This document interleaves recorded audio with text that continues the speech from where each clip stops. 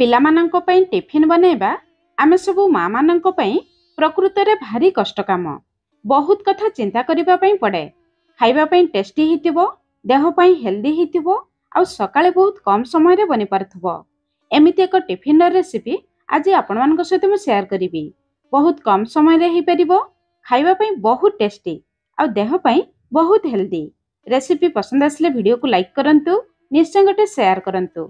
Channel जदि नुआ अछंती please channel को सब्सक्राइब करंतु और फेसबुक पेज को निहाती फॉलो करंतु। जय जगन्नाथ। मु सस्मिता आपण समस्त को स्वागत करुछि सस्मिता स्टार किचन को। गैस ऊपर कढ़ाई बसई गोटे छोट चामच तेल गरम करिबा। तेल गरम हो जिबा परे गोटे छोट चामच बुट डाली बा चना डाली देबा। बुट डाली भाजिबा पई टिके अधिक समय लागिबो, सेति पई प्रथमे किछि सेकंड पर्यंत बुट डाली को हल्का भाजिबा। तापरे आधा चामच जीरा, आधा चामच छोट दाना वाला सोरिष देबा। जीरा सोरिष प्रथम रु देले जीरा सोरिष बेसी पड़ी जिवो, डाली भलो भाबरे भाजी परिबो नाही। सेति पई डाली हल्का भाजी जिबा परे आमे जीरा सोरिष को देबा। जीरा सोरिष भलो भाबरे फुटी जिबा परे गोटे मीडियम साइज रो पियाज, बेस किछि भृषंग पत्र देबा। गैस रो फ्लेम लो मीडियम रखी पियाज को हल्का भाजिबा। टिफिन को टिके हेल्दी करिबा पई पियाज सहित आमे अल्प पनिपरिबा देबा। पनिपरिबा रे एठी मु नेछि 3 चामच कैप्सिकम, 3 चामच मीठा मका, 3 चामच गाजर। पनिपरिबा गुडी को छोट छोट काटी देबे, बहुत जल्दी सिझी जिवो। आपनको पिला मानकु जेउ जेउ पनिपरिबा पसंद एई टिफिन रे दे परिबे। जेउ पनिपरिबा पसंद कर नथुबे आपन माने देबे नाही। जते पनिपरिबा देबे टिफिन सेते हेल्दी रहिबो। एपटे पियाज हल्का लाल कलर हे असलानी। पियाज को बेसी भाजिबे नाही। तापरे आमे नेथिबा पनिपरिबा गुडी को देबा। पियाज सहित टिके गळेबा। एबे सब जिंस को देखि स्वाद अनुसार लुण देबा, अल्प हळदी गुंड देबा, अल्प राग लंका गुंड। जदि आपनको पिला लंका खाइ पार नथुबे ताहले लंका गुंड देबे नाही।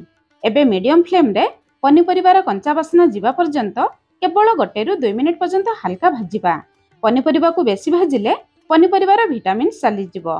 पनिपरिबा हल्का भाजी जिबा परे टिफिन को आउ टिके टेस्टी करिबा पई गोटे छोट चामच ओरिगानो नहले पिज्जा स्पाइसेस देबे। ओरिगानो पिज्जा स्पाइसेस बासना रे पिला माने खुशी रे ए टिफिन को खाइबे। ता सहित गोटे छोट चामच मैगी मैजिक मसाला। ए मैगी मसला और ओरिगानो बासना रे देखिबे पिला माने खुशी रे टिफिन खाइबे और टिफिन को पूरा शेष करी घर को आनिबे। सब जिंस को गळेबा। एबे हमें बाहर को आनी पूरा ठंडा हेबा पई छाड़िबा। सेपटे चलंतु देखिबा टिफिन को हमें केउथिरे बनेबा। आज हमें अरुआ चाउल रे बनेबा। इठी मु नॉर्मल अरुआ चाउल नेछि। जे अरुआ चाउल रे हमें पिठा बनाऊ। गोटे कप रो चाउल 200 ग्राम रो चाउल, 200 ग्राम चाउल सहित 1/4 कप बा 50 ग्राम रो बुट डाली बा चना डाली ई भाग माप मने रखिबे। गोटे कप चाउल ता सहित 1/4 कप रो बुट डाली। एतिकी डाली चाउल को मु राति सारा पानी रे बतुरे दिथिली। देखंतु डाली चाउल सब भलो भाबरे बतुरी जाईछि। जदि आपण माने सकाळे टिफिन बनेबे ताहले राति सारा पानी रे बतुरे देबे। एबे डाली चाउल रु सब पानी बाहर करी ग्राइंडर जार रे देबा। आधा इंच रो अदा, गोटे कंचा लंका देबा। जदि आपनको पिला लंका खाइ पर नथुबे ताहले लंका देबे नाही। प्रथमे 1 रु 2 चामच पानी देबे।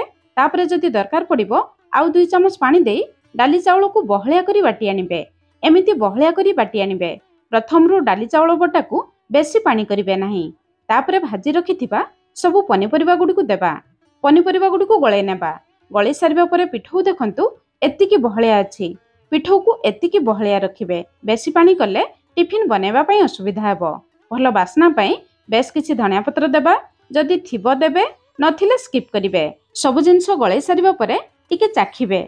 डाली चाउल पई स्वाद अनुसार लुण देबा। पनिपरिबा पई लुण देथिले। जेहेतु टिफिन बा जळखिया को इंस्टेंट बनेबा, जळखिया को फुलिबा पई गोटे छोट पाउच इनो देबा। इनो बदल रे आपण माने आधा छोट चामच रु भी कम खाइबा सोडा दे परिबे। मु किंतु सजेस्ट करिवि सोडा बदल रे इनो दियंतु। इनो ऊपर 1 रु 2 चामच पानी देबा। इनो एक्टिवेट हे जिवो। इनो देबा परे पिठौ सहित भलो भाबरे गळेबा।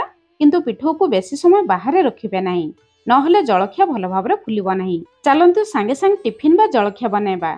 जेहेतु पिला मानक पई बनेबा टिफिन टिके सुंदर देखा जिबा पई आज हमें तड़का पैन रे बनेबा। तड़का पैन को सीधा सळक फ्लेम ऊपर रखिबे नाही। टिफिन बहुत जल्दी पड़ी जिवो। एमिति गोटे जाली ऊपर रखिबे। पैन गरम हे जिबा परे गोटे छोट चामच तेल गरम करिबा। तेल गरम हे जिबा परे जदि आपण मन पाखरे धळा राशि थिबो आधा चामच देबे। जळखिया खाइबा पई बहुत बढ़िया लागिबो। जदि नथिबो स्किप करिवे। तापरे गोटे डंकी पिठौ देबा।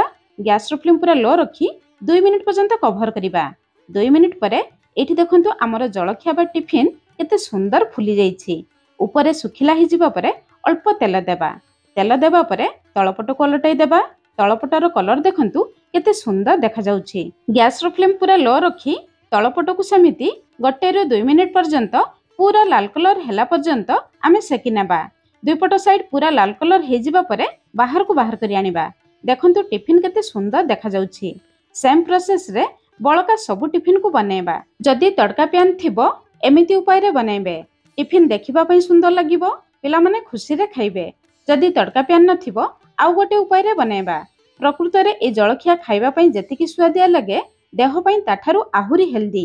काहे कि ना ए जलखिया को आमे डाली चाउल आउ विभिन्न प्रकार रो पनिपरिबा रे बनेइछु। पिला माननको पई डाली चाउल आउ पनिपरिबा तो दरकार आउ कोन बा दरकार। एबे चलंतु आउ गोटे उपाय रे बनेबा। प्रथमे तावा को गरम करिबा। तावा गरम हि जिबा परे अल्प तेल देबा। तेल गरम हि जिबा परे गैस रो फ्लेम पूरा लो रखी पिठौरु अल्प आनी छोट चकुली परी देबा। तापरे गैस रो फ्लेम पूरा लो रखी 2 मिनिट पर्यंत कवर करिबा। 2 मिनिट परे आमे कवर काढिबा। देखंतु पिठार ऊपर अंश पूरा सुखिला हेई आसलानी।